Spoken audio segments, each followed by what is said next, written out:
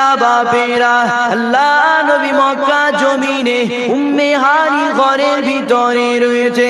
এমন সময় আল্লাহ পাকের ফেরেশতা হযরতে জিবরাইল আলাইহিস সালাম এই দুনিয়া জমিনে হাজির হয়ে গেছে।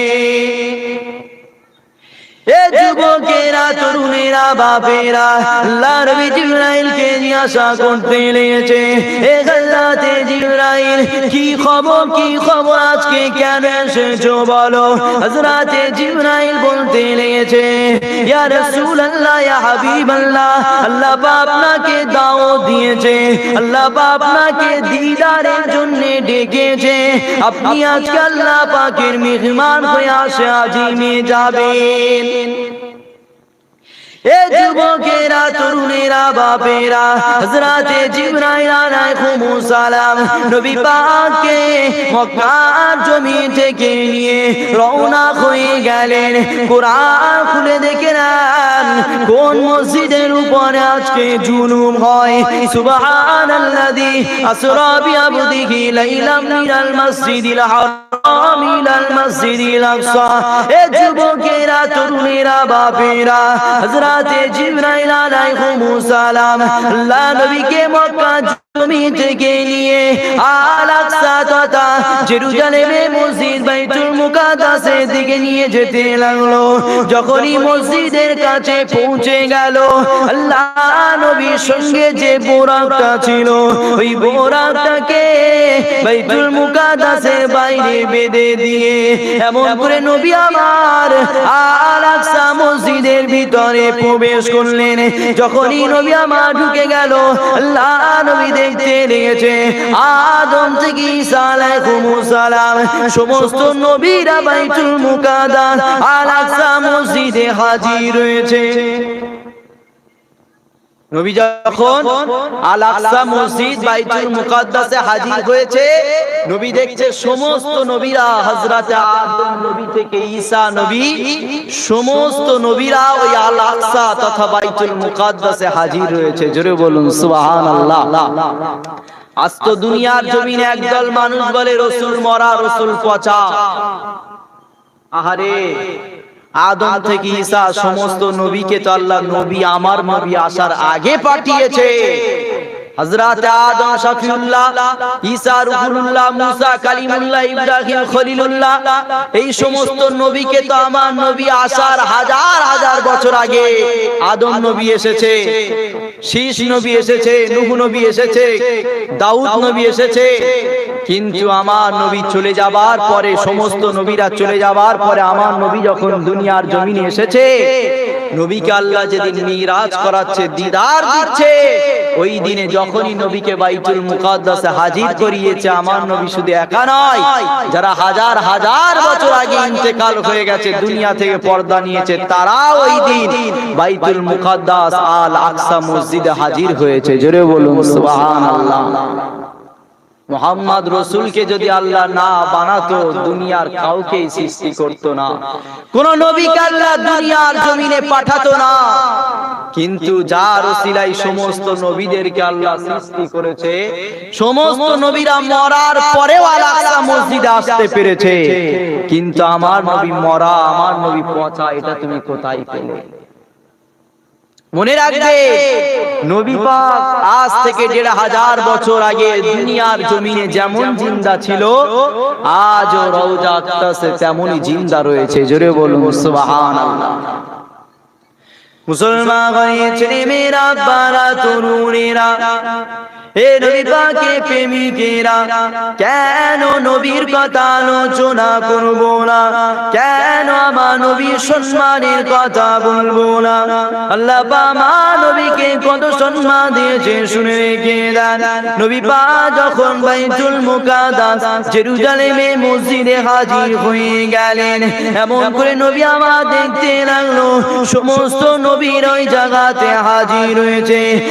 আদম থেকে ঈসা আলাইহিমুস সালাম সমস্ত নবীরা কাতা দিয়ে দাঁড়িয়ে আছে।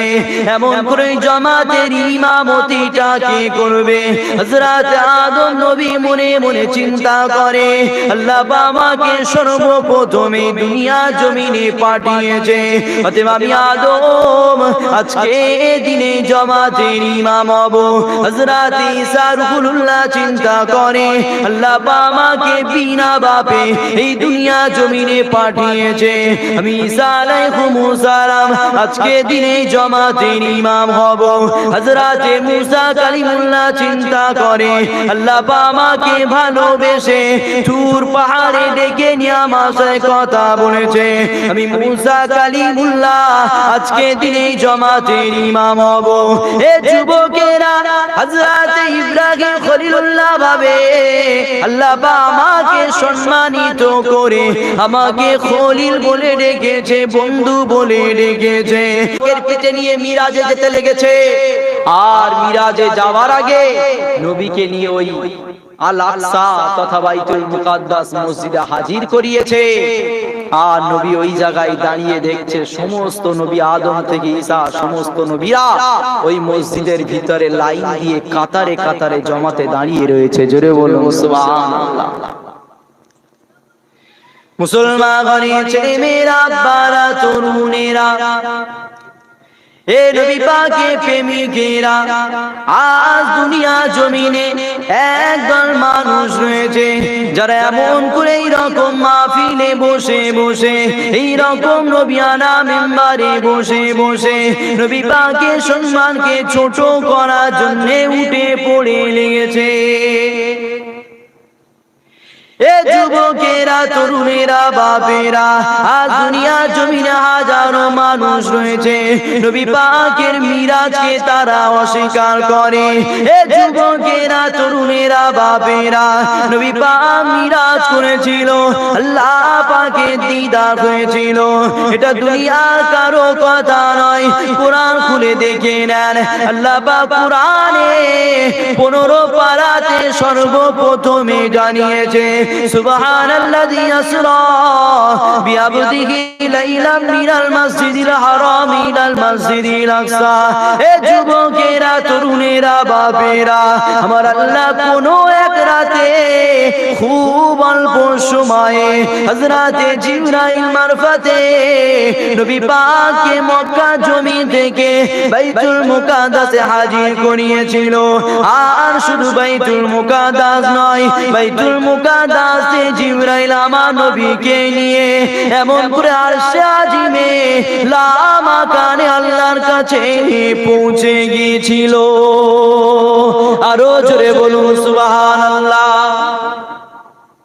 আজ কোরআনে রয়েছে নবীর মিরাজের ঘটনা, কোরআনে রয়েছে যে নবীর সঙ্গে আল্লাহর দিদার হয়েছে, কিন্তু দুনিয়ার জমিনে একদল আলেম বক্তা তারা এইরকম নবীর মাহফিলে, নবীর স্টেজে বসে বসে নবীর বিরুদ্ধে কথা বলে। কেন?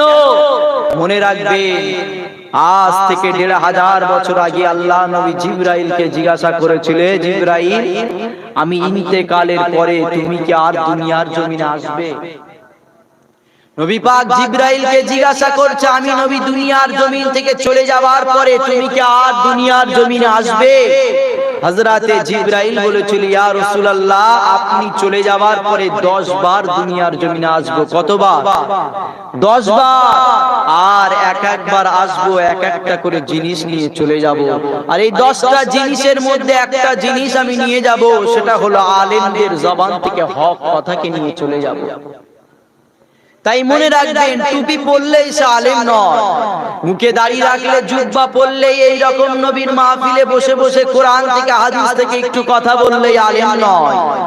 মনে রাখবেন, যার ভিতরে রসুলের প্রেম রয়েছে সেই প্রকৃত আলেম, আর তার মুখ থেকেই আমরা রসুলের কথা শুনতে চাই। জোরে বলুন সুবহানাল্লাহ। মুসলমান ঘরের ছেলে মেয়েরা, বারা তরুণেরা, এ নবী পাকের প্রেমিকেরা, আজ দুনিয়া জমিনে একদল মানুষ রয়েছে যারা বলে নবী পাক দুনিয়া জমিতে শুধু চলে গেছে এটা নয়, নবী পাক নাকি মরে গেছে, পৌঁছে গেছে। এ যুবকেরা, আল্লাহ পাক আলিমুল গায়ব, আল্লাহ পাক অবশ্যই বান্দাদের অন্তরে খবর রাখে। আমার আল্লাহ পাক অবশ্যই জানে যে আমার হাবিব দুনিয়া জমিতে চলে যাওয়ার পরে হাজারো মানুষ আমার হাবিবের নামে এমন করে মিথ্যা অপবাদ দিতে শুরু করবে। আমার আল্লাহ এজন্যে আজ থেকে 1000 বছর আগে দুনিয়া জমিনে যখন কোরআনকে পাঠিয়েছিল, ওই কোরআন খুলে দেখে নাও, আজও কোরআন সাক্ষ্য দেয় ওয়ালাল আখিরাতু খায়রুল লাকা মিনাল উলা। এ যুবকেরা, আল্লাহ নবীকে দুনিয়া জমিনে সম্মান তো দিয়েছে, এটা সত্য কথা। হাজারো আলেম এটা অস্বীকার কোনো জায়গা নাই যে আমার নবীকে আল্লাহ দুনিয়া জমিনে কত সম্মান দিয়েছে।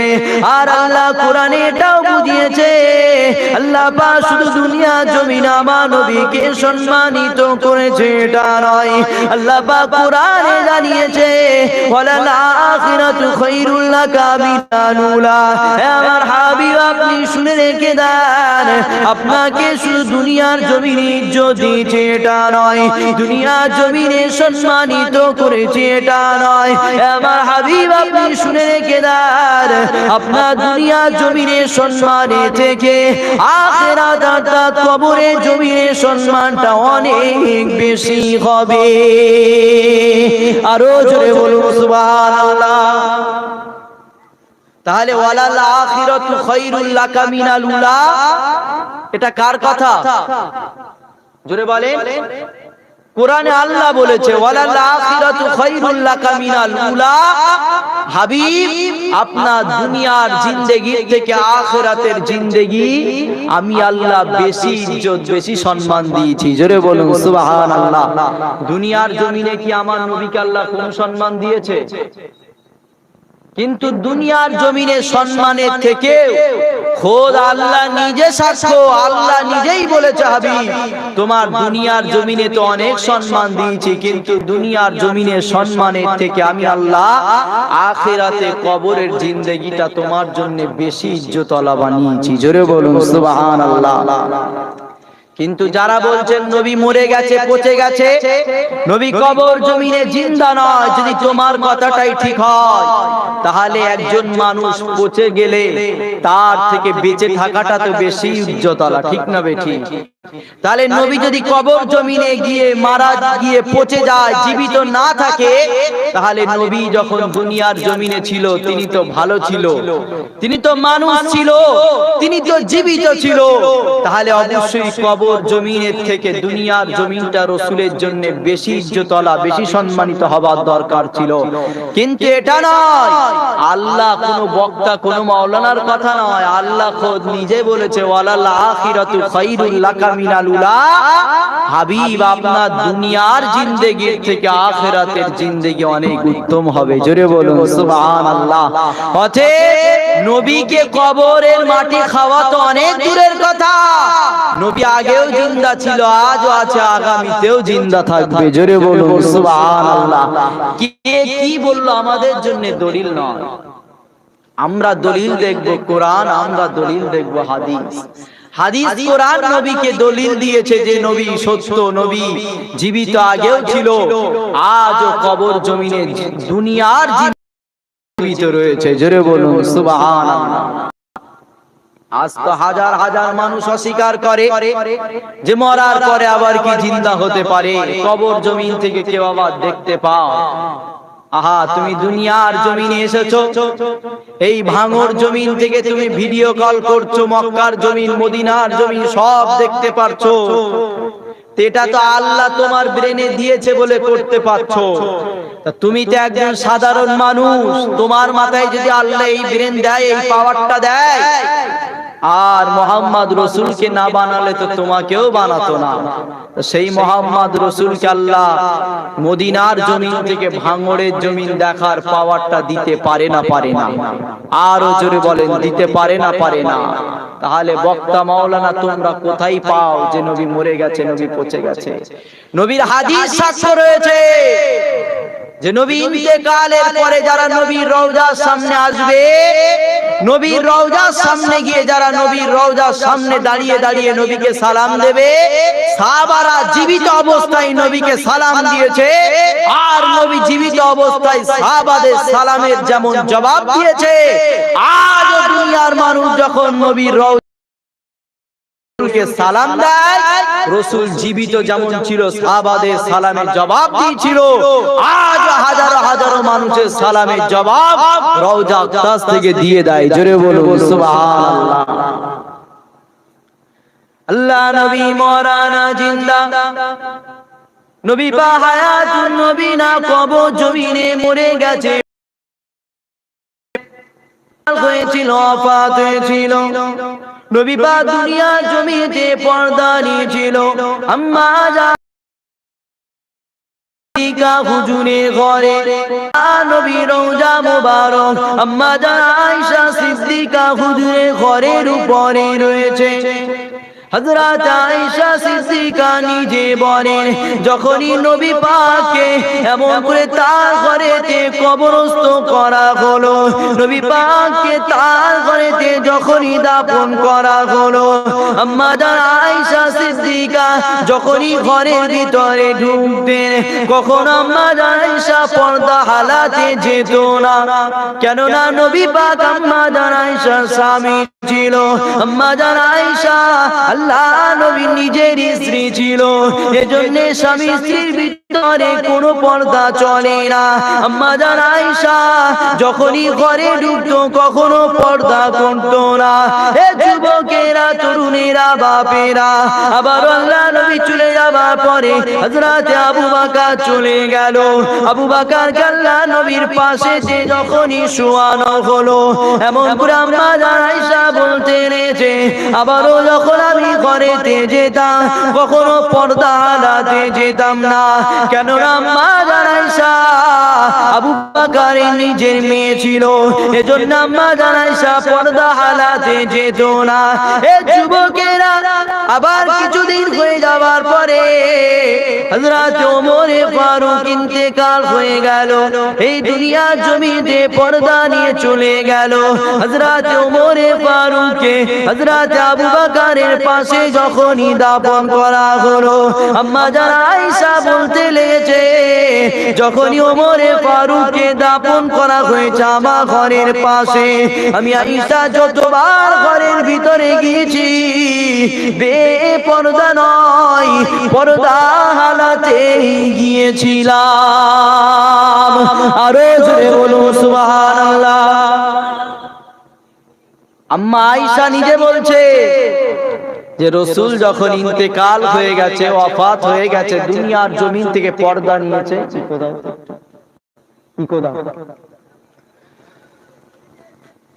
রাসূল যখন দুনিয়ার জমিন থেকে বিদায় নিয়েছে, আম্মা আয়েশা বলছে রাসূলের রওজাটা আমার ঘরের উপরে হয়েছে, আর রাসূল চলে যাবার পরে যতবার আমি ঘরের ভিতরে গিয়েছি একবারও আমি পর্দা হালাতে যাই। কেন? মুহাম্মদ রাসূল তো আমার স্বামী ছিল, স্বামীর ভিতরে কোনো পর্দা চলে না। এজন্য আম্মা আয়েশা সিদ্দিকা রাসূলের যখন ঘরে যেত, রাসূলের সঙ্গে থাকতো, তখন পর্দা করতেন না। ঠিক পাশাপাশি কিছুদিন হয়ে যাওয়ার পরে হযরত আবু বকর নবী পাকের শ্বশুর, তিনিও ইন্তেকাল হয়ে গেছেন।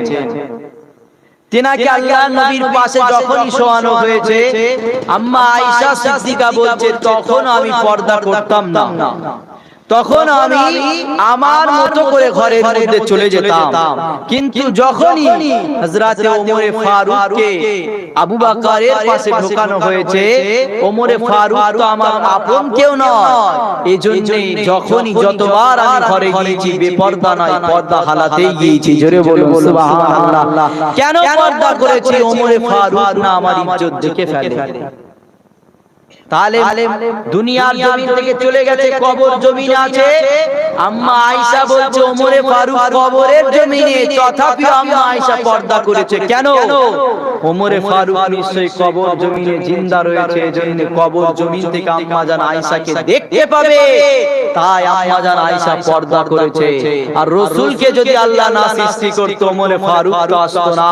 ওমরে ফারুক যখন কবরে জিন্দা আম্মা আয়েশা সার্টিফিকেট দিচ্ছে, সাক্ষ্য দিচ্ছে, তাহলে আমার রাসূল মরা, আমার রাসূল পচে গেছে, এটা তুমি কোথায় পেলে? আজ মনে রাখবেন, এগুলো চক্রান্ত ছাড়া কিছুই নয়। কেন? এই রকম দাড়ি রেখে, টুপি পরে, জুব্বা পরে, এই রকম নবীর মাহফিলে এসে বসে শুধু নবীর কথা বললে, নবী দিবস করলে, কোরআন হাদিসের কথা বললেই ভাববেন না সে বিরাট বড় বক্তা আলী। না, শিক্ষা তার মধ্যে থাকতে পারে। সর্বপ্রথম দেখতে হবে রাসূলের প্রেম তার মধ্যে আছে কিনা। কেন? যার মধ্যে রাসূলের প্রেম থাকবে, সে কখনো রাসূল মরে গেছে, পচে গেছে, তার জবান থেকে এই কথা বাহির হবে না। আজ দুঃখের বিষয়, রাসূল দুনিয়ার জমিন থেকে চলে গেছে। আর আল্লাহ যখন রাসূল দুনিয়ায় ছিল, কোরআনে আল্লাহ জানিয়েছে, ওয়ালাল আখিরাতু খায়রুল লাকা মিনাল উলা। হাবিব, তোমার দুনিয়ার জমিন থেকে আখিরাতের জমিন অনেক উত্তম হবে। ওয়ালা সাউফা ইউতিকা রাব্বুকা ফাতারদা। হাবিব, তোমাকে আমি আল্লাহ অচিরে এত দেওয়া দেব, তুমি খুশি না হয়ে থাকতে পারবে না। এই অচিরে, এই কথার অর্থ হলো পরকালে কবর জমিনে এত আল্লাহ পাক রাসূলকে দেবে, রাসূল খুশি না হয়ে থাকতে পারবে না। জোরে বলুন সুবহানাল্লাহ। আল্লাহ সাক্ষ্য দিচ্ছে যে রাসূলের দুনিয়ার জিন্দেগির থেকে আখিরাতের জিন্দেগি অনেক উত্তম হবে। কিন্তু দুনিয়ার জমিনে আমরা এত মূর্খ হয়ে গেছি যে আলেম যেভাবে রাসূলের বিরুদ্ধে ভুল বোঝাচ্ছে আমরা মেনে নিচ্ছি। কেন? শুধুমাত্র একটাই কারণ, কোরআন ছেড়ে দিয়েছি। আর কোরআনকে যখন ছেড়ে দিয়েছি, ওই কোরআনেই আল্লাহ মুহাম্মদ রাসূলের সম্মান বুঝিয়েছে। কিন্তু কোরআন ছেড়ে দিয়েছি, মুহাম্মদ রাসূলের সম্মান ভুলে গিয়েছি। তাই যে যেভাবে আমাদেরকে মুহাম্মদ রাসূলের সম্মানের বিরুদ্ধে বোঝাচ্ছে, আমরা সেইভাবে বুঝে নিয়ে তার মুরিদ হয়ে যাচ্ছি। মুসলমান ছেলেমেয়েরা, বাবা তরুণেরা, এ নবী পাকের প্রেমিকেরা, কেন নবীর আলোচনা আমরা করব না? কেন নবীকে আমরা সম্মান দেব না? কেন নবীর ইজ্জতকে আমরা বাড়াবো না? এ যুবকেরা, তরুণেরা, বাপেরা, আজ দুনিয়া জমিনে একদল মানুষ রয়েছে যারা এমন করে বলে বেড়ায়, নবী বাবার রবিউল আউয়ালে সোমবার সুবে সাদিকে এই দুনিয়া জমিনে নবী পাকের জন্ম হয়েছিল। এ যুবকেরা, তরুণেরা, বাপেরা, এই 12 রবিউল আউয়াল সোমবার সুবে সাদিকে নবী পাকের জন্ম হয়েছিল। এই কথাটা আমার তোমার জন্য বলা চলবে না। কেন না? আমার নবীর জন্ম কবে এক আল্লাহ এবং রাসূল ছাড়া কেউ জানে না। এ যুবকেরা, তরুণেরা, বাপেরা, আমার নবী বাবা রবিউল আউয়াল সোমবার সুবে সাদিকে দুনিয়া জমিনে জন্ম নয়, নবী বাবা রবিউল আউয়াল সোমবার সুবে সাদিকে এই দুনিয়ার জমিনে 63 জন্মে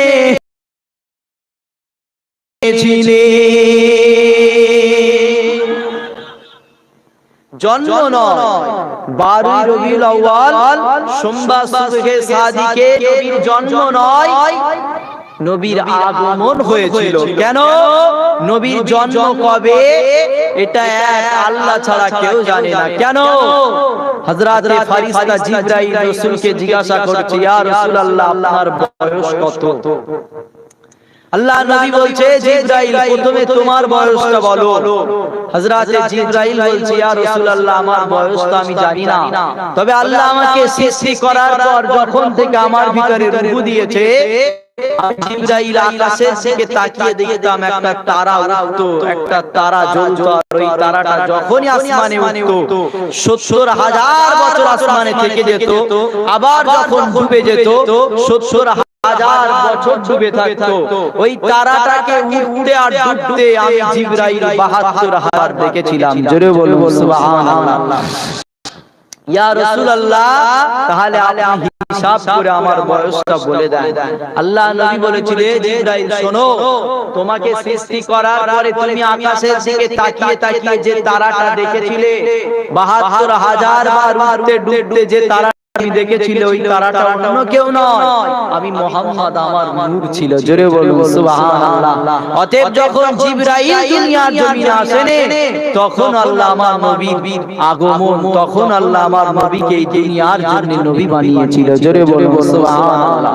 এজন্য আল্লাহ নবী কবে জন্মগ্রহণ করেছে এটা আমাদের জন্য বলা চলবে না, আমরা এটাই বলবো নবী ১২ রবিউল আউয়ালে জন্ম নয়, ৬৩ বছরের জন্য তাশরীফ এনেছিল। নবীর ১২ রবিউল আউয়াল সোমবার সুবে সাদিকে আগমন হয়েছিল। জোরে বলুন সুবহানাল্লাহ। আসেন কেন আল্লাহ নবীকে এই দুনিয়া জমিনে পাঠিয়েছিল? কেন আল্লাহ দুনিয়া জমিনে তার প্রিয় রাসূল ভালোবাসার মানুষকে দুনিয়া জমিনে কেন পাঠিয়েছিল? এ যুবকেরা, তরুণেরা, বাপেরা, নবী পাক এই দুনিয়া জমিনে আসার আগে আল্লাহ পাক হযরত ঈসা রূহুল্লাহকে দুনিয়া জমিনে পাঠিয়েছিল। হযরত ঈসা এই দুনিয়া জমিনে চলে যাবার পরে এই দুনিয়া জমিনে এমন অসভ্যতামি সাম্রাজ্য শুরু হয়েছিল। ছেলে মাকে রেপ করত, ভাই বোনকে রেপ করে হত্যা করে মেরে দিত। এ যুবকেরা, তরুণেরা, বাপেরা, এইরকম অসভ্যতামি সাম্রাজ্য যখন এই দুনিয়া জমিনে শুরু হয়ে গেছে, এই দুনিয়া জমিনে মানবতা বলে কিছু ছিল না গো, এই দুনিয়া জমিনে ইনসাফ ইনসানিয়াত বলে কিছু ছিল না গো, এই দুনিয়া জমিনে তৎকালীন সময়ে মানুষ মানুষকে সম্মান করা তো দূরের কথা, মানুষ মানুষের উপরে জুলুম করত, হত্যা করে দিত। এই যুবকেরা, আজ থেকে ১৫০০ বছর আগে মক্কা জমিন আল্লাহ পাক আমার নবীকে দুনিয়ার জমি থেকে অন্ধকার কাটিয়ে আলো মানুষকে দেখানোর জন্য ছেলের হাতে মায়ের ইজ্জত আল্লাহ, অন্য কোনো কারণ নয়। আজকে দুনিয়ার জমিনে আস্তে আস্তে যেমন নোংরা অসভ্যতামি সাম্রাজ্য শুরু হয়ে যাচ্ছে, কেন? নবী চলে গেছে, ১৫০০ বছর হয়ে গেছে, এজন্য দুনিয়ায় আর কোনো নবী আসবে না, আর নবী নাই বলে আস্তে আস্তে নবী থেকে সবাই দূরে চলে যাচ্ছে, আর এই দুনিয়ার জমিনে অসভ্যতামি সাম্রাজ্য আবার পুনরায় তৈরি হয়েছে। তাই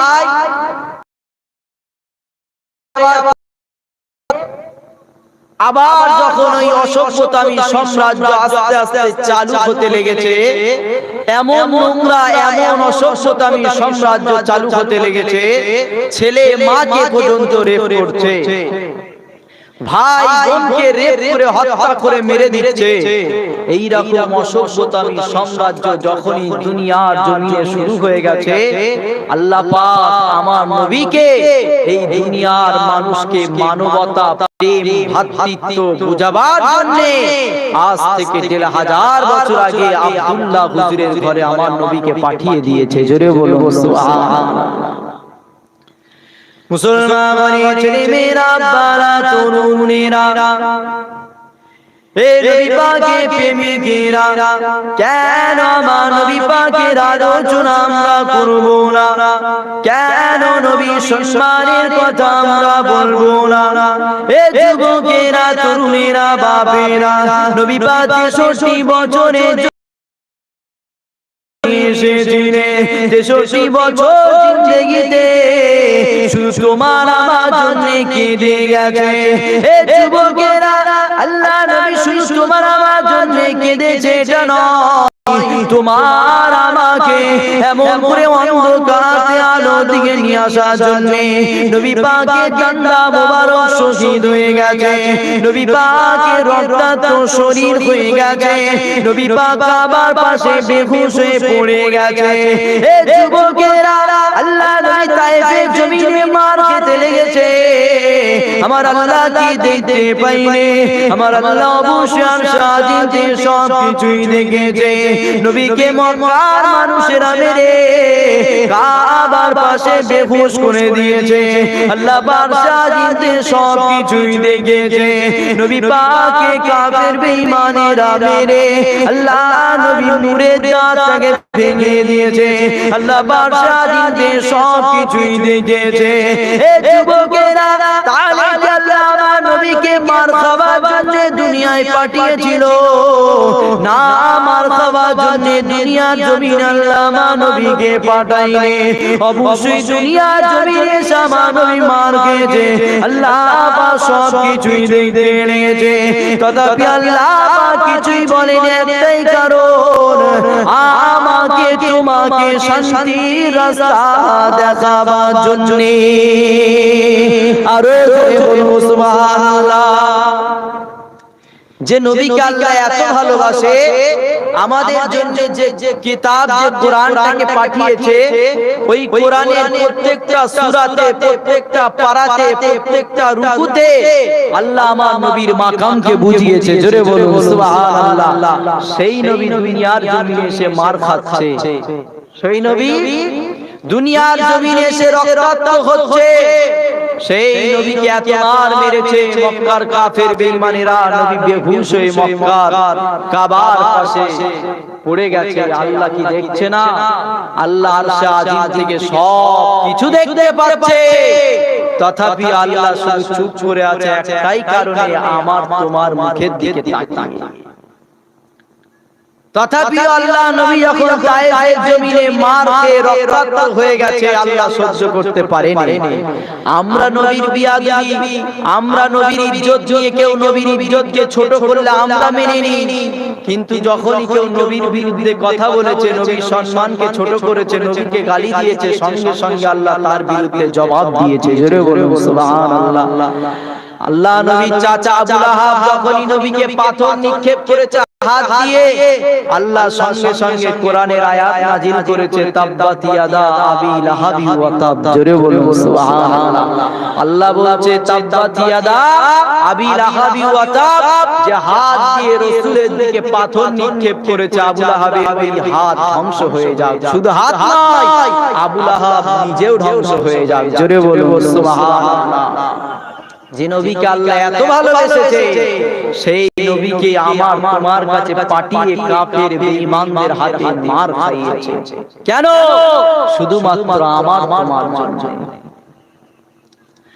আজ আমি তুমি সেই নবীকে ভুলে গেছি, আজ আমি তুমি সেই নবীকে ছেড়ে দিয়েছি। আসে কেন আল্লাহ নবীর মাকামকে আমি বাড়াতে লেগেছি। নবী পাক ৬৩ বছর জিন্দেগি নিয়ে এই দুনিয়া জমিনে এসেছিল। আল্লাহ নবী ৬৩ বছর শুধু তোমার আমার জন্য কেঁদেছিল, এটা নয়।